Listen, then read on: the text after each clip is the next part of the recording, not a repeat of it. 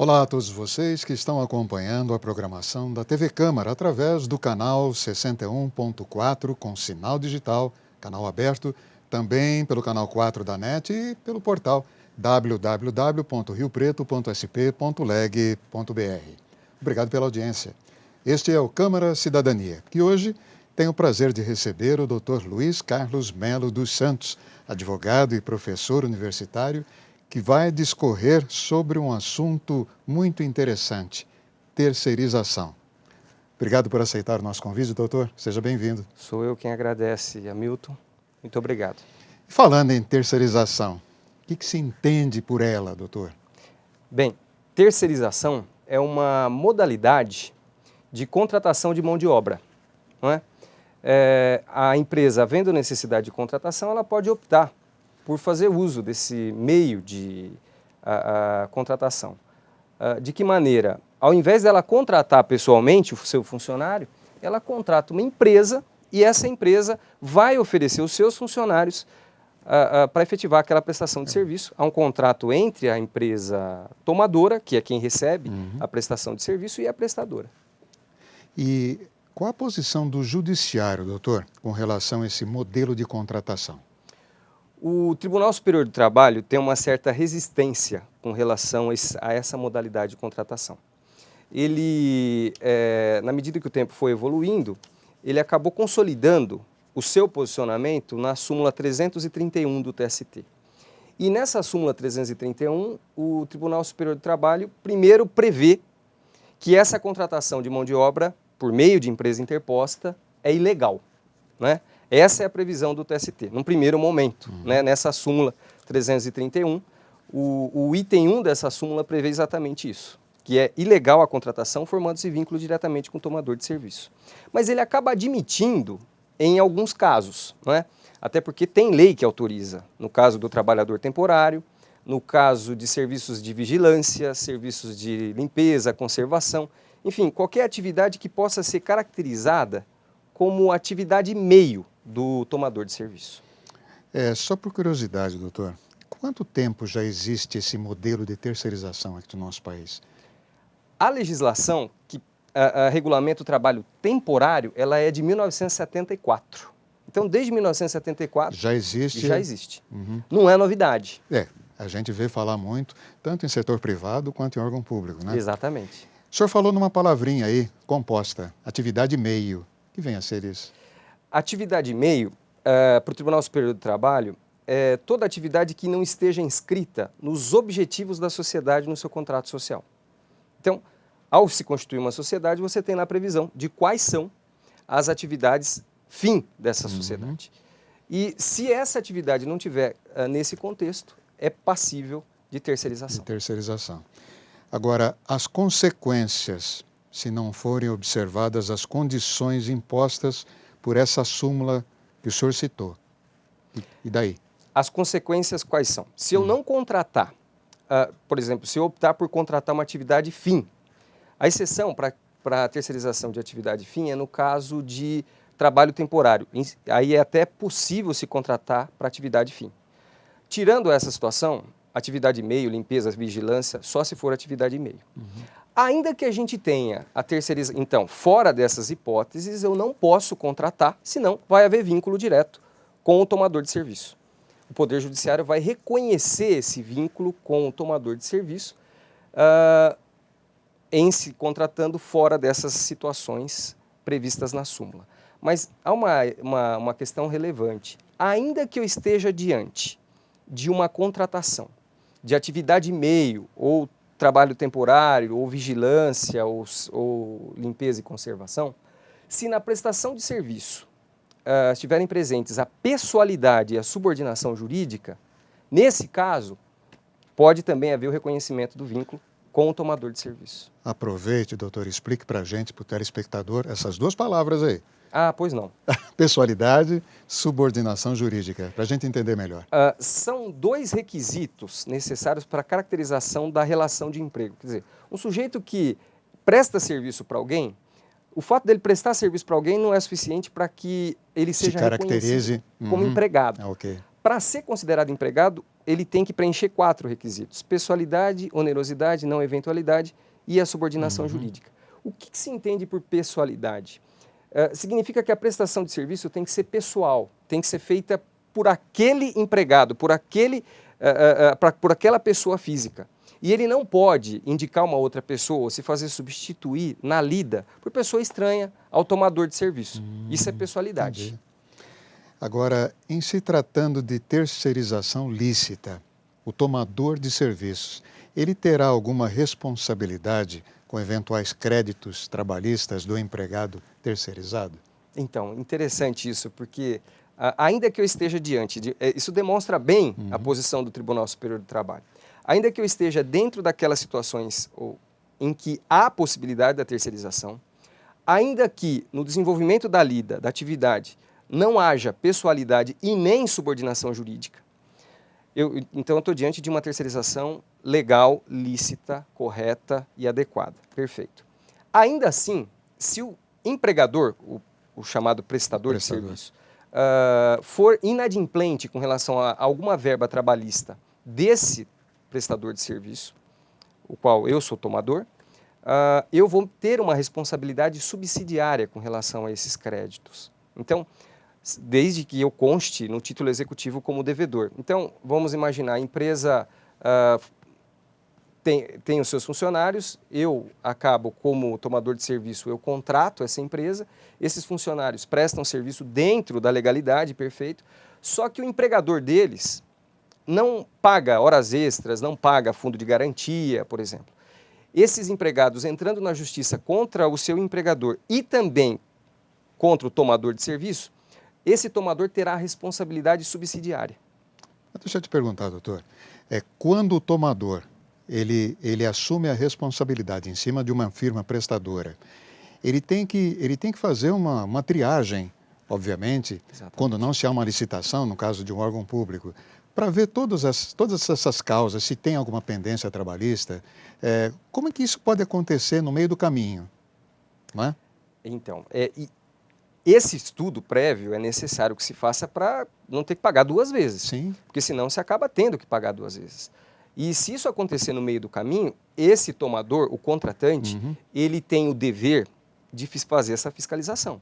Ele tem que fiscalizar para que não haja um problema maior. Então, ele constatando que ele está diante de uma situação em que o empregador, o prestador de serviços, não vem cumprindo com as suas obrigações trabalhistas, e essa empresa tomadora tem que tomar alguma providência para ou rescindir o contrato, para não aumentar o seu passivo, né? Infelizmente, isso vem acontecendo com muita frequência. E geralmente essas empresas terceirizadas, doutor, tanto na parte privada como em órgãos públicos, elas dão garantia para os seus funcionários prestadores em assistência trabalhista, um registro formal, assistência ao seguro de vida, por exemplo? Elas fazem isso?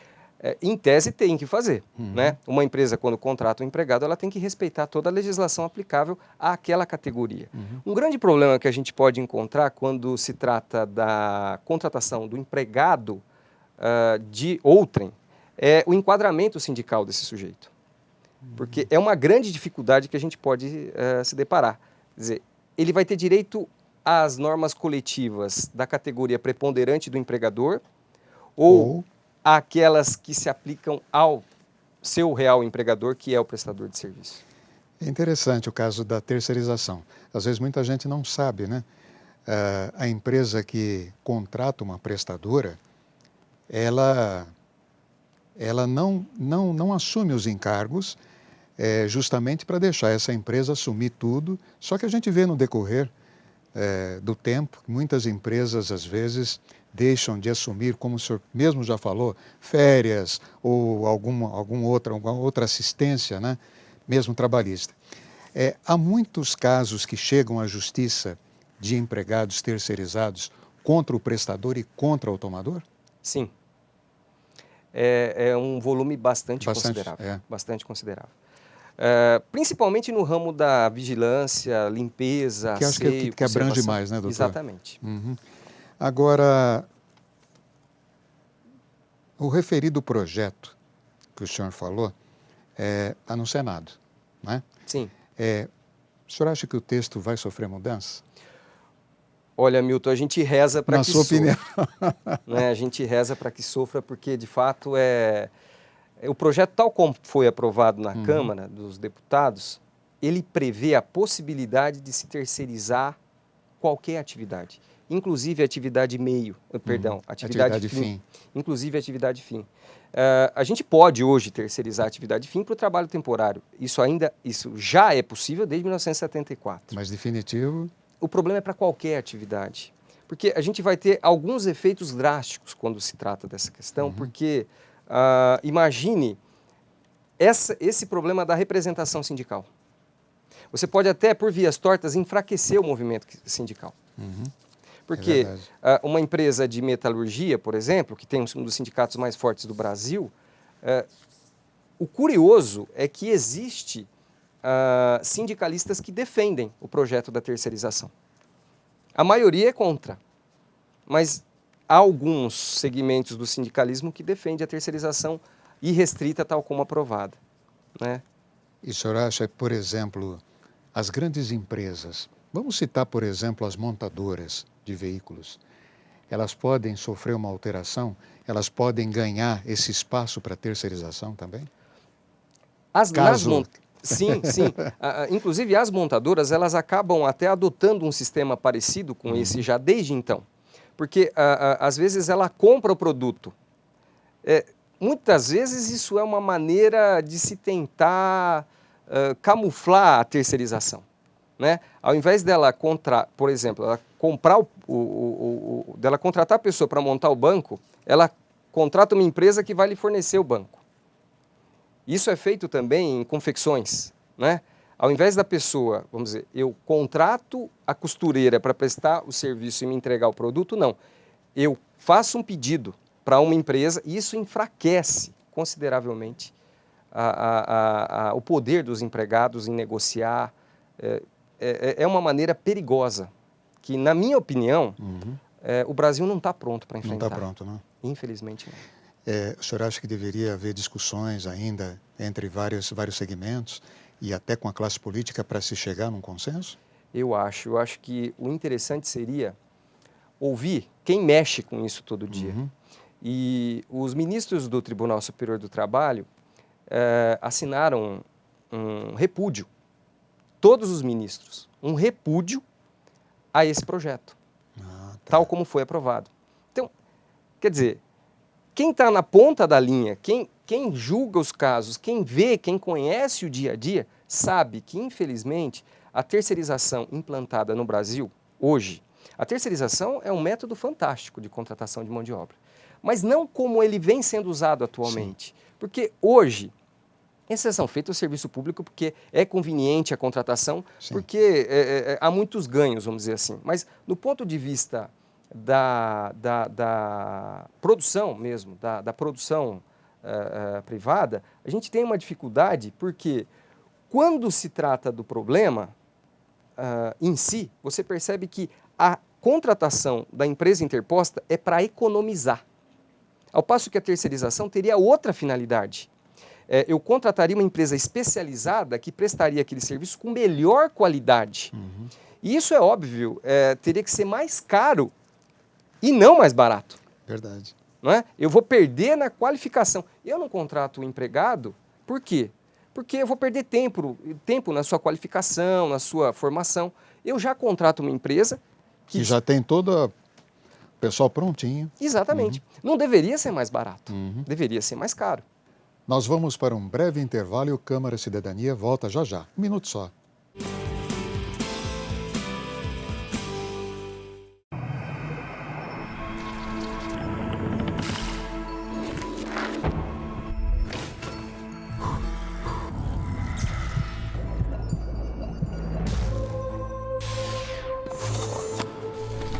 Você é sua principal ferramenta de trabalho. Por isso, empregador e empregado têm o dever de prevenir os acidentes de trabalho e preservar a vida. Com um ambiente de trabalho mais seguro, o Brasil avança para um futuro melhor. Estamos de volta com o programa Câmara Cidadania, aqui pela TV Câmara, agora em canal aberto 61.4, em sinal digital. Também você pode acompanhar pelo canal 4 da NET e também acessando o nosso site www.riopreto.sp.leg.br. Estamos conversando com o Dr. Luiz Carlos Melo dos Santos, advogado e professor universitário. E hoje nós estamos falando sobre terceirização. Nós vamos voltar a falar, doutor, uma pessoa jurídica de direito público, quando o tomador de serviços for realmente um órgão público, por exemplo, a responsabilidade total, realmente, de quem é? Bem, esse ponto é um ponto curioso, porque geralmente a administração pública, quando contrata empresa prestadora de serviço, o faz por meio de licitação. Sim. Né? É a maneira da contratação.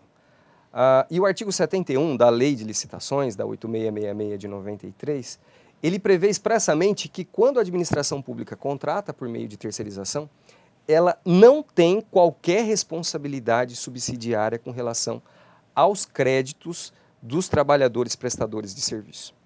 E isso era um embate que existia com o Tribunal Superior do Trabalho, porque essa súmula 331, ela tinha uma previsão que ignorava esse comando. Ignorava. Né? Bastava que você colocasse a administração pública no polo passivo, que ela seria devedora subsidiária, ainda que a contratação tivesse sido formulada por meio de licitação.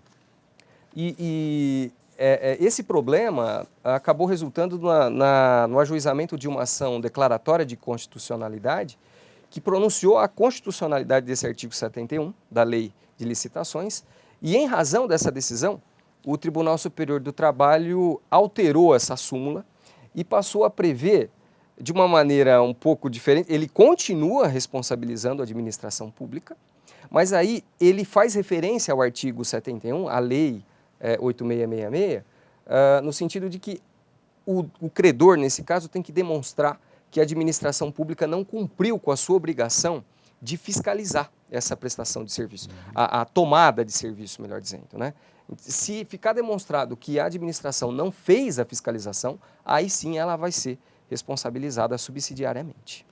E há casos, né, de não fiscalização por meio do órgão público? Olha, em que o senhor tese, conheça. assim, caso concreto eu não posso te dizer porque não tenho conhecimento. Mas o que a gente presencia no dia a dia das lidas forenses é que há muita administração pública no polo passivo buscando uma responsabilização. Tá, okay. E de fato isso acontece, há essa responsabilização até hoje, porque nós temos aqui em Rio Preto, por exemplo, as audiências para tentativa de conciliação quando o processo já está na fase de liquidação, na fase de execução, e a administração pública está presente como devedora subsidiária. Então, de fato, eu não tenho nenhum caso, né, mas eu sei que isso acontece. Posso te assegurar. PL 4330, né? O que o Tribunal Superior do Trabalho acha acerca desse projeto, doutor? Bem, a posição do Tribunal Superior do Trabalho com relação ao projeto, com o texto, com relação ao texto que foi aprovado pela Câmara, é totalmente contra. Né? Os ministros do Tribunal Superior do Trabalho já se posicionaram, inclusive publicamente, há um manifesto assinado e publicado, demonstrando repúdio à terceirização tal como proposta, porque, em sendo irrestrita, a gente tem um problema grave, né, o Brasil não está preparado para esse tipo de situação, justamente porque o motivo da terceirização, ou a história de terceirização no nosso país, infelizmente, tem um passado negro. Porque a terceirização foi adotada, muitas vezes, em muitas ocasiões, como uma maneira de fraudar, não é? Uma contratação direta. Então, se simula essa contratação. Né? Olha, incentivo, você é meu empregado, eu te dispenso, eu te obrigo a abrir uma empresa, eu contrato essa empresa para prestar serviço e você vai contratar outros funcionários. Quer dizer, há um problema grave, crítico, que a gente percebe, talvez por conta do grande volume dos encargos trabalhistas, né? Então, o problema da terceirização, que é um excelente mecanismo de contratação, é exatamente a finalidade de quem faz uso dela. A gente sabe que tem muitas empresas, haja vista, nós somos aí uma grande região sucroalcooleira, em que hoje as usinas também estão terceirizando os serviços. E a gente nota que, como o projeto está no Senado, o texto poderá sofrer mudanças. Essas mudanças, quais as mais importantes que o senhor acredita que elas têm que ser feitas? Eu acredito que a mudança mais profunda, aquela que não pode deixar de acontecer, é você restringir a terceirização, a atividade meio, exceção feita ao caso do trabalhador temporário. Eu acho que seria uma oportunidade em legislar sobre aquilo que já está consolidado, não é? Na verdade, nós transformaríamos em lei aquilo que o Tribunal Superior do Trabalho já vem aplicando, implementando há muito tempo. Então, a história mostra, o TST não gosta, nunca gostou da terceirização. Ele a tolera nessas situações e busca a responsabilização do tomador de serviço. Ele reconhece vínculo direto com o tomador quando não está diante daquelas situações, ele responsabiliza subsidiariamente, em alguns casos até solidariamente, o tomador de serviço. Então, esse projeto, se ele passar como está, eu temo, porque há um risco até de se inviabilizar o próprio direito do trabalho. Vai mexer, então, com a estrutura aí. Eu acredito. Perigosa. Ele já está no Senado, então já passou pela Câmara. O senhor tem ideia, mais ou menos, o tempo que vai levar para a aprovação disso ou não? Olha, é um pouco imprevisível, porque apesar da Câmara ter um presidente e o Senado do mesmo partido, eles serem do mesmo partido, a posição de ambos é diferente com relação a esse projeto. Né? Inclusive, a presidência da República, eu acredito que se o projeto passar, tal como apresentado, o texto tal como apresentado pela Câmara, eu acredito que a presidente vá vetá-lo. Vai sofrer um veto, então. Eu acredito. A gente gostaria de saber uma opinião sua, uma opinião particular. Qual o modo correto, realmente, de uma empresa, pública ou privada, fazer uso de terceirização? Por onde que começa? Como que se dá essa terceirização? Quais os meios lícitos de se promover essa prestação de serviços? Bem, eu acho que tem que partir daí aquela ideia. Eu preciso terceirizar. Se a minha opção é por terceirizar, eu tenho que procurar uma empresa idônea. Primeiro ponto. Mas a pessoa é idônea hoje, amanhã ela deixa de ser. A gente tem que pesquisar. Qualquer empresa, doutor, por exemplo, empresa. Não existe assim um número mínimo, por exemplo, de empregados devidamente registrados e que esse mínimo vai ser uma escala para se detectar qual é o nível de terceirização ou não. Há esse ponto ou qualquer empresa pode terceirizar? Não, qualquer empresa pode terceirizar, desde que seja atividade meio. Meio, atividade meio, sim. Há possibilidade. Né? Então, eu tenho uma necessidade transitória do serviço ou da atividade empresarial, eu tenho uma atividade que é ligada à atividade meio, então eu posso terceirizar, não tem problema. Não há restrições com relação ao limite de trabalhadores terceirizados, né? Desde que eles não estejam ligados ao objetivo. Da própria sociedade. E tem um tempo, por exemplo, como se faz um contrato de prestação de serviços, é um tempo mínimo ou não? Na verdade, o que a gente pode ter previsão de tempo quando você faz a contratação de empresa de trabalho temporário. Porque aí... Há essa previsibilidade. De um tempo. Então, eu vou ter condições de contratar, porque há uma transitoriedade no serviço ou na atividade empresarial. E aí, aquele trabalhador que a empresa prestadora escolhe para prestar o serviço, ele pode ficar no mesmo tomador por apenas 3 meses. Depois de 3 meses, ela tem que substituir. Tem que substituir.